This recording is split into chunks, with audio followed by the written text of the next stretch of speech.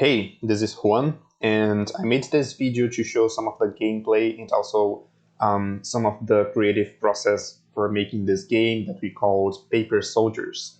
This game was done for the Game Design Skill Game Jam. The Game Design Skill is a game design course.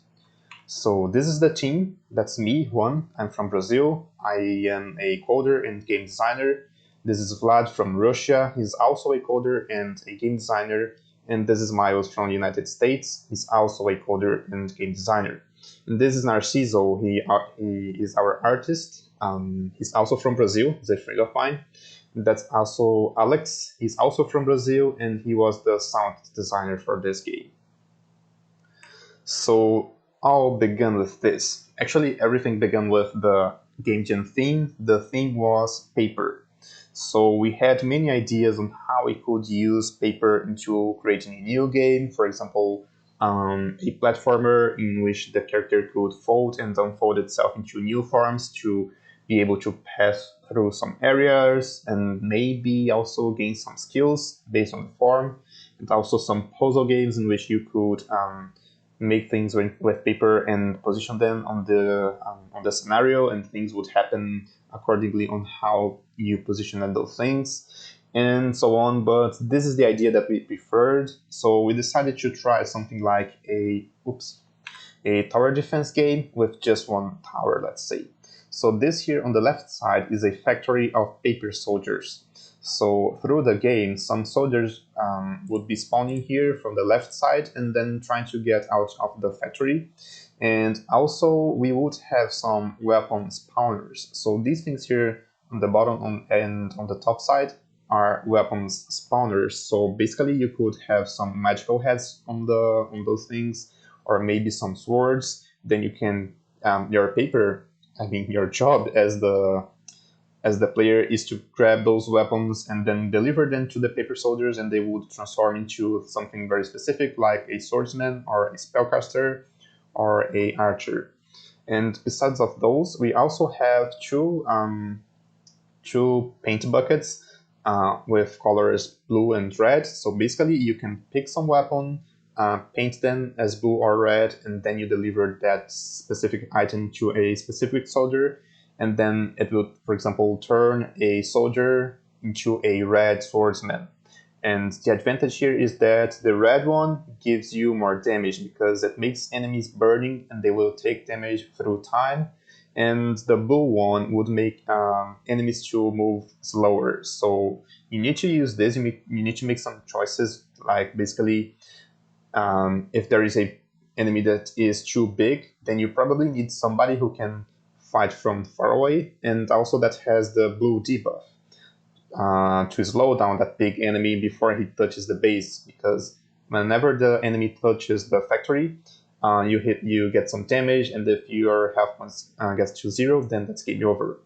And you also need to have red buffs on your guys, on your paper soldiers, because you need to cause actual lots of damage to handle all of the waves.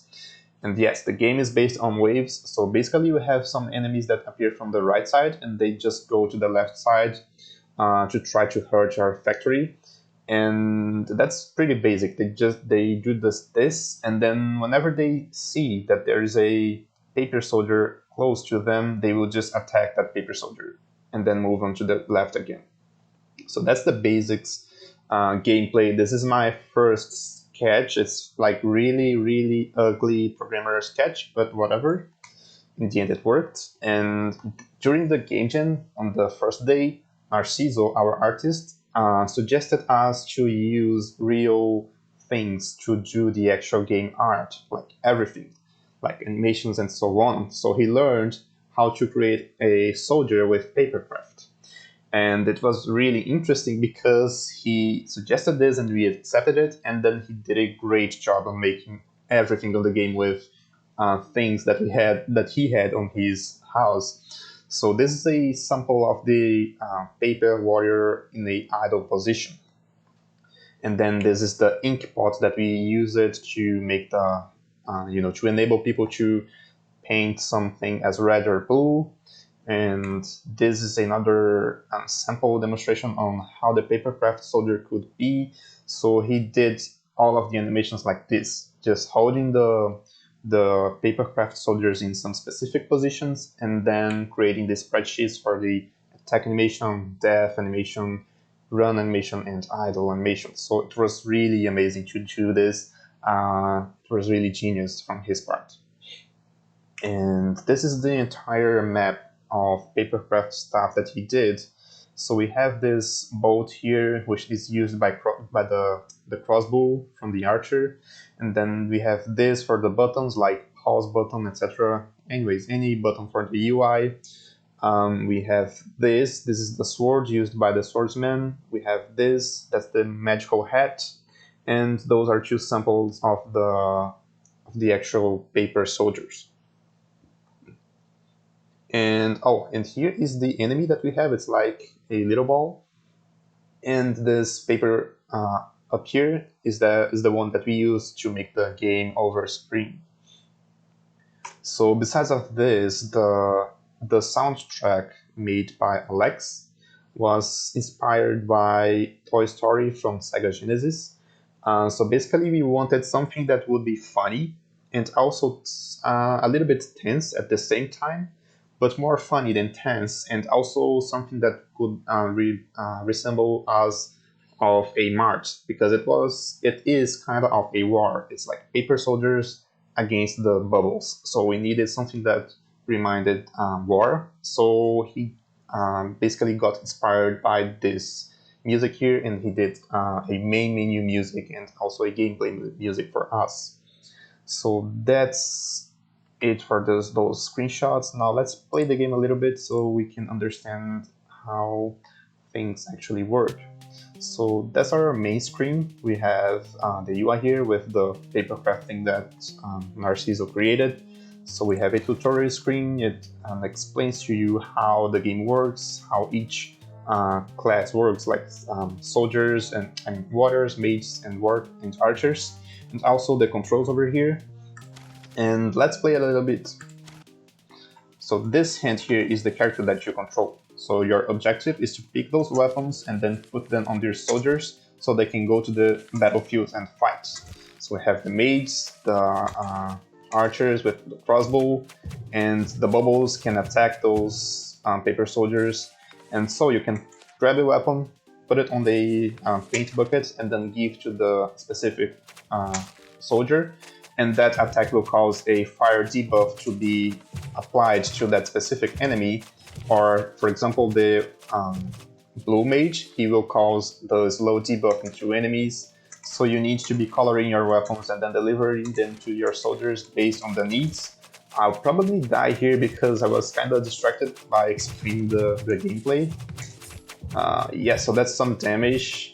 So we have some types of enemies. Basically everything for the enemies is based on the size and speed and health of them.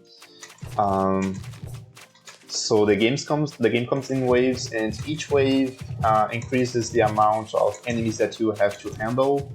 And basically you need to survive as many waves as you can.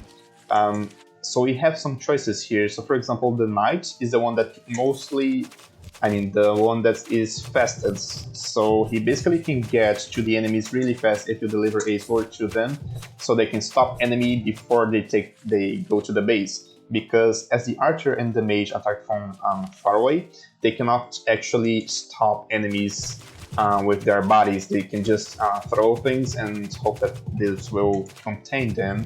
I think that's it for this gameplay. I think I'll be dead here. Maybe, not yet. So that's the basic gameplay. You just survive waves, and we had some interesting things here. So for example, on the game design course, we learn how to make things, we learn how to align the fantasy with the, let me retry here. So we learned how to apply the fantasy, the theme of the thing into the game details. So here are the soldier's spawner. It's basically a paper who folds itself in all of the steps of making a actual paper soldier. So Narciso created all of sprites needed to show this, and that's how things are born here. So it's really interesting because we applied the actual process of spawning real paper soldiers into the game. So yeah, and it's like, of course, you can grab a piece of paper. If you put it on a paint bucket, then it will be colored. So it's also a way of applying the fantasy to the specific details on the game. And the factory itself is like a notebook. So it just has these UI thing here, which is like handwritten. So it all makes to this bigger purpose of being able to align the fantasy to the actual details of the gameplay, like UI, like how things happen, like what you can do in terms of mechanics and so on. So basically that's the game. I'll just play once more, just so we can observe a little bit further. So I personally like to create blue wizards, because blue wizards, they can make slow happen in a wide area. So it's really important when you're against lots of enemies. So I like blue wizards for holding enemies down. For the knight, I like to give the fire sword, I mean the red sword, because there is no such real reason for making a knight to cause slow, because the knights themselves already stop the enemies when they get to the enemy. So I'll keep doing more blue wizards and red knights. And as for the archers, I like to do both. It's like if there is a too big enemy, I like to make a blue archer.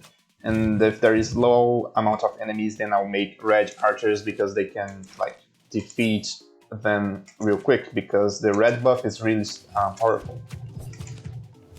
So also, after every 3 waves, I spawn a bigger enemy, which is like a boss. It's not actually a boss, it's just bigger and has more health and causes 1-hit KO damage. And that's basically it. That's the gameplay that we did for this game, for the game jam. It's not fully balanced. I mean, you can create lots of specific things that can be very OP, and you will be able to get very far away on the game. But it's fine. It's like just for the sake of a game jam, we did this. We didn't balance it in a perfect way. And we like that this game enables us to maybe think of something multiplayer, like the Overcooked game, in which you can maybe have a team who can build paper soldiers. So one player can be with scissors to actually cut the paper. The other player can be with a paint bucket, so that guy would be responsible to making the magical properties to be applied to soldiers. And maybe a third player with the glue to actually make the pieces of the soldiers together. So yeah, this maybe could be turned into a multiplayer Overcooked style game.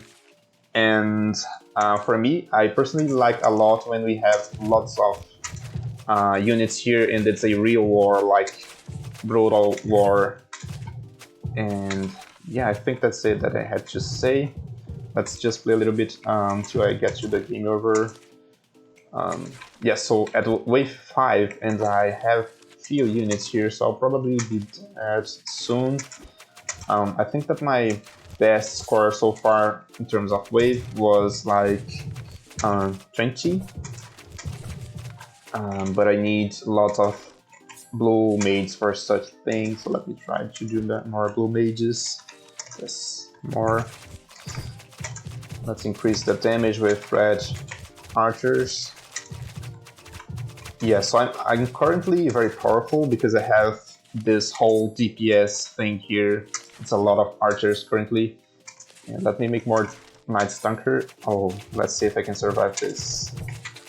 Yeah, so the boss is really strong. You need a lot of blue mages and blue archers to defeat bosses further. And so that's it. I just wanted to share this process because this was one of the best game jams that I've been into. I really liked the result, all of the team liked the result, and that was a really interesting experience. So thank you for watching and see you next time.